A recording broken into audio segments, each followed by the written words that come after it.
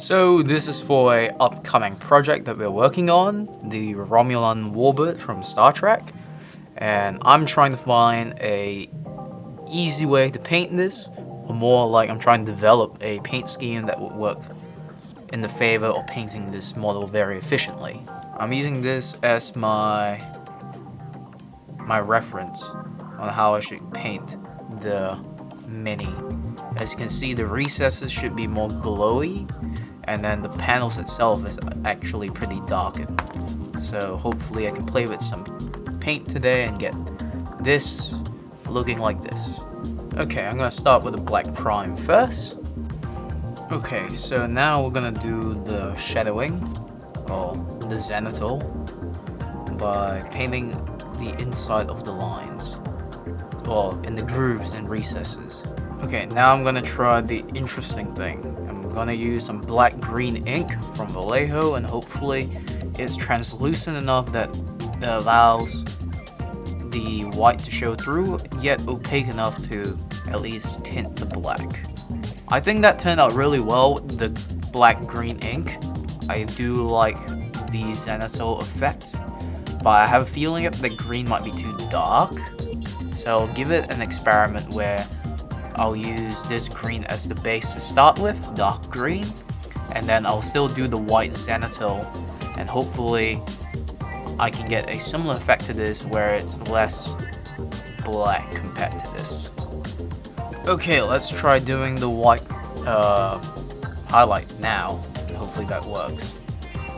Okay, here we go. Now, hopefully that works.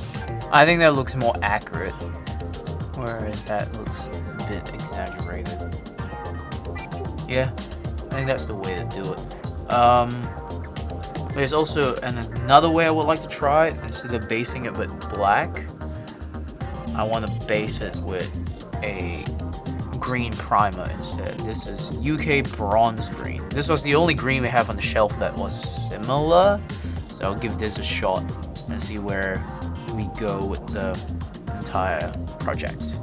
Okay, according to the reference, this is supposedly supposed to be black. Same for that, so I'm just gonna quickly airbrush that in. I will try to do the lights now. So that's one of the techniques I could use. And now the other technique I could try is the Toothpick Technique.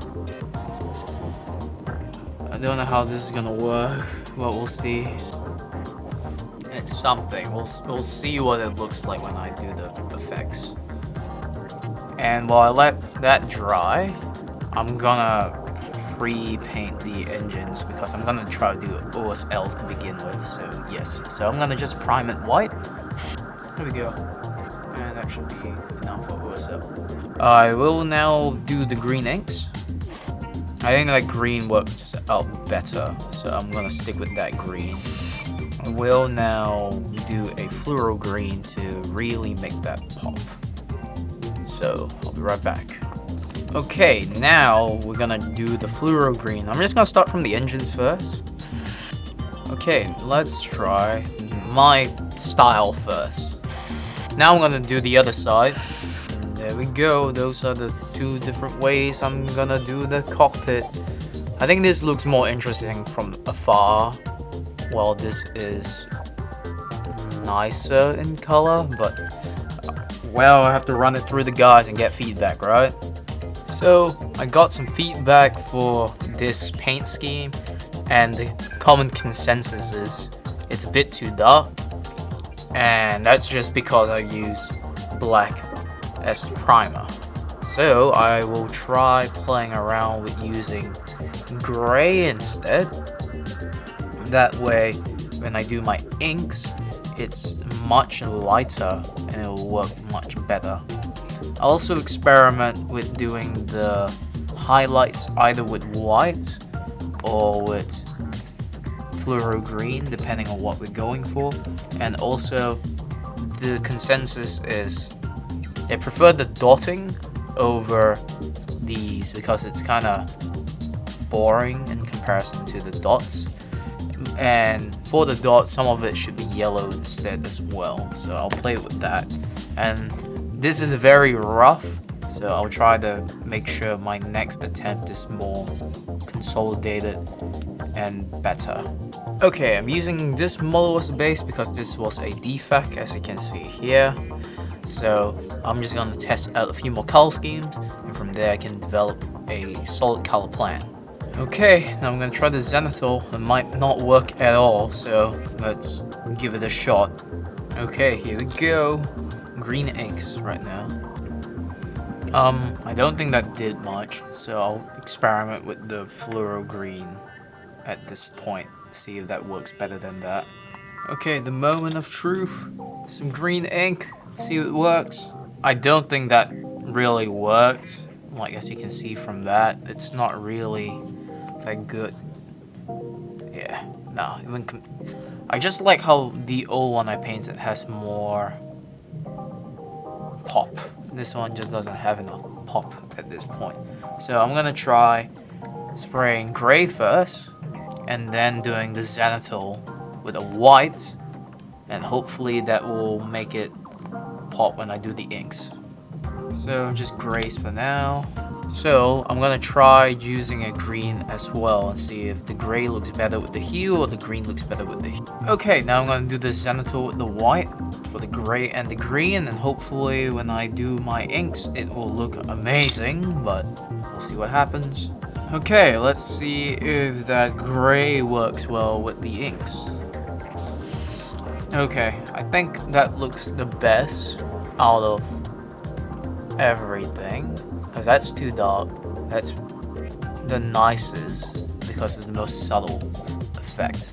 Whereas these ones you can't see any effects at all. I guess you can see a little bit there, but it's not as prominent as that. So I'm gonna try to keep with this color scheme, and I'll ask for feedback and we'll go from there. Potentially I'll have to paint another one. Now I'm gonna do some shading with the gray. There we go. And I'll do whites, and hopefully I can build up my colors that I need. Okay, now I'm gonna draw in the highlights. There we go, and now I'm gonna do the dotting. Okay, I've dotted on all the windows and stuff. Now I'm gonna do some whites. So I can do my OSL, and then I'll do my green inks, and hopefully that will sort that out. I think it's a bit dull, but we'll see what happens when I do the fluoro. Cool. I think some of it got a little bit too dull, so I will brighten them up and see if they look nicer. Okay, now I'm gonna spray that with the glow or the fluoro and see which looks nicer. That already looks better because it pops. So yeah, something to consider. This is one of the models I've painted previously, and I'm gonna try to do dots with an airbrush, but we'll see what happens. That looks kind of funky, I guess. I'll try white and see if that even works. I don't know if that's gonna work, but we'll give that a shot. So yeah. Okay, now I'm gonna give it a fluoro and let's see what happens. And I don't think that looks that good in comparison to this. Okay, so now I'm gonna test something else out. I'm not happy with doing all these dots by Toothpick. It's just very tedious and it's very inconsistent. Sometimes the paint's too thick, sometimes the paint is too thin, and as you can see, the dots are inconsistent. I'm trying to see if I can get to use Gundam Markers this time, so I'm gonna test that out on this felt print right here. As you can see, there's no head and the bottom is all gone. So I'll paint this up how I would usually do for like the body of the bird or the warbird. Like, I'm just gonna do it like that first, and then from there I'm gonna experiment with dotting it on and see how it comes out.